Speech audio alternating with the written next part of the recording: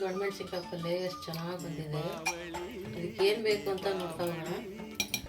ಮೊದಲನೇದಾಗಿ ಜೀರಿಗೆ ಸ್ವಲ್ಪ, ಬೆಳ್ಳುಳ್ಳಿ, ಸಣ್ಣದಾಗಿ ಹೆಚ್ಚಿರೋ ಈರುಳ್ಳಿ, ಇದು ಗುರಾಳ್ ಪುಡಿ, ಬೆಲ್ಲ, ಹುರಿದಿರೋ ಶೇಂಗಾ ಬೀಜ, ಕಾಯಿ ತುರಿ, ಹುಣಸೆ ರಸ ಮತ್ತು ಏನು ಬೇಕಾಗಿರೋದು ದೊಣ್ಣಮೆಣಸಿನ್ಕಾಯಿ. ಒಂದು ಕೊನೆಯಲ್ಲಿ ಸ್ವಲ್ಪ ಅರಿಶಿನ ಪುಡಿ ಹಾಕೋದಕ್ಕೆ ಮೆಣಸಿನ್ಕಾಯಿ ತಗೊಂಡು, ಇದು ಜಾಸ್ತಿ ಖಾರ ಇದ್ದರೆ ಈ ಥರ ಮಧ್ಯದಲ್ಲಿರೋ ಬೀಜನ ಸ್ವಲ್ಪನೇ ತೆಗೀರಿ, ಭಾಳ ತೆಗಿಬಾರ್ದು. ನಿಮಗೆ ಖಾರ ಬೇಕಂದರೆ ಹಾಗೆ ಮಾಡ್ಬೋದು. ನಾನು ಈ ಥರ ಪೀಸ್ ಮಾಡಿ, ಸ್ವಲ್ಪ ನಮ್ಮ ಮನೇಲಿ ಖಾರ ಸ್ವಲ್ಪ ಕಡಿಮೆ ತಿನ್ನೋದು, ಹಾಗಾಗಿ ಸ್ವಲ್ಪ ಬೀಜ ತೆಗೆದು ಈ ಥರ ಹಾಕಿಟ್ಕೊಂಡಿದ್ದೀನಿ. ಇವಾಗ ಇದನ್ನು ಹೇಗೆ ಮಾಡೋದಂತ ನೋಡೋಣ.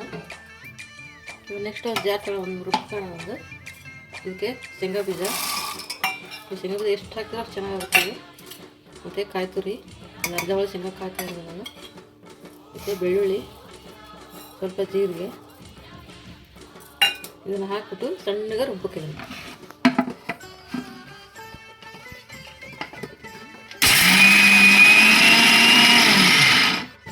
ನೋಡಿ ತರಕಾರಿಯಿಂದ ಸ್ವಲ್ಪ ನೀರು ಹಾಕೋಣ. ಇವಾಗ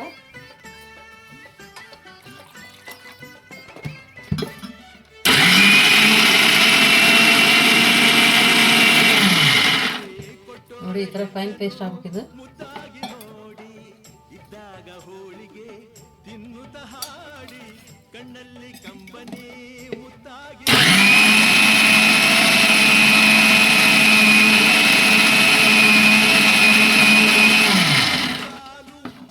ನೋಡಿ ಇವಾಗ ಆಗಿದೆ. ಇದು ಎಷ್ಟೊಂದು ಪ್ಯಾನ್ ಇಡೋಣ. ಈಗ ಒಲೆ ಹಚ್ಬಿಟ್ಟು ಪ್ಯಾನ್ ಇಟ್ಟು ಅದಕ್ಕೆ ನಾವು ಹೆಚ್ಚಿ ತೊಳೆದಿರೋ ದೊಣ್ಣಮೆಣಸಿನ್ಕಾಯಿ ಹಾಕ್ತಾಯಿದ್ದೀನಿ. ಇವಾಗ ಸಣ್ಣಗೆ ಹೆಚ್ಚಿರೋ ಈರುಳ್ಳಿ ಹಾಕ್ತಾಯಿದ್ದೀನಿ. ನೆಕ್ಸ್ಟ್ ಬಂದು ಗುರಾಳ್ ಪುಡಿ ಹಾಕ್ತಾಯಿದ್ದೀನಿ.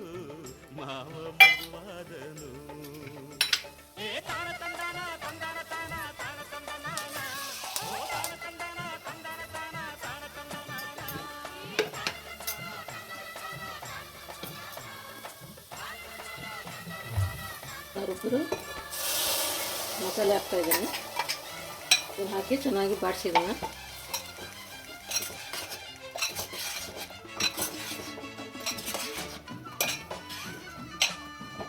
ಈ ಥರ ಬಾಡಿಸ್ಬಿಟ್ಟು ಇವಾಗ ಸ್ವಲ್ಪ ಹುಣಸೆ ರಸ,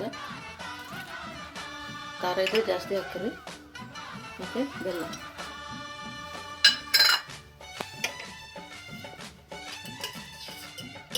ಮತ್ತು ರುಚಿಗೆ ತಕ್ಕಷ್ಟು ಉಪ್ಪು. ಇದಕ್ಕೆ ನಾನು ಹಸಿ ಎಣ್ಣೆ ಹಾಕ್ತಾಯಿದ್ದೀನಿ. ಇದು ಒಗ್ಗರಣೆ ಅದು ಕೊಡೋದು ಆ ಥರ ಏನಿಲ್ಲ, ಈ ಥರನೇ ಸಾಕಿದ್ದು. ನೋಡಿ ಈ ಥರ ಚೆನ್ನಾಗಿ ಮಿಕ್ಸ್ ಮಾಡಿ, ಇದು ನೀವು ಜಾಸ್ತಿ ನೀರು ಹಾಕಿದಷ್ಟು ಇದು ರಸ ಜಾಸ್ತಿ ಆಗುತ್ತೆ, ಮತ್ತು ಅನ್ನಕ್ಕೆ ಚಪಾತಿಗೆ ಎರಡಕ್ಕೂ ಆಗುತ್ತೆ. ನಾನು ಸ್ವಲ್ಪ ಜಾಸ್ತಿ ನೀರು ಹಾಕ್ತಾಯಿದ್ದೀನಿ. ಇದು ನಮ್ಮಮ್ಮನೂ ರಶ್ಮಿತಾ ಅಂತ, ಅವಳಿಗೆ ಪಲ್ಯ ಅಂದರೆ ಪಂಚಪ್ರಾಣ. ಅವಳಿಗೆ ಮಾಡಿದರೆ ಅನ್ನಕ್ಕೆ ಚಪಾತಿಗೆ ಎಲ್ಲದಕ್ಕೂ ಇದನ್ನೇ ಹಾಕೊಂಡು ತಿಂತಾಳೆ. ನೋಡಿ ಇವಾಗ ಇದಾಗಿದೆ. ಇದನ್ನು 1 ಅಥವಾ 2 ನಿಮಿಷ ಕುಗ್ಸೋಣ ಅಷ್ಟೇ. ಇದು ಜಾಸ್ತಿ ಏನು ಕುಗ್ಸೋ ಅವಶ್ಯಕತೆ ಇಲ್ಲ. ಇವಾಗ ಹಾಕಿ ಫ್ಲಾಟ್ ಮಾಡ್ತಾಯಿದ್ದೀನಿ.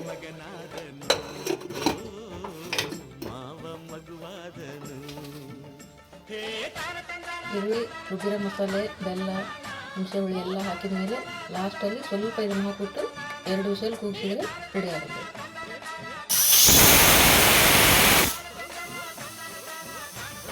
ನೋಡಿ ಇವಾಗ ಆಗಿದೆ. ಇದು ಇದನ್ನು ಓಪನ್ ಮಾಡೋಣ. ನೋಡಿ ಎಷ್ಟು ಚೆನ್ನಾಗಿ ಬಂದಿದೆ ಇದು. ನೋಡಿ ಅನ್ನಕ್ಕೆ ಚಪಾತಿಗೆ ತುಂಬ ಚೆನ್ನಾಗಿದೆ. ನೀವು ಟ್ರೈ ಮಾಡಿ.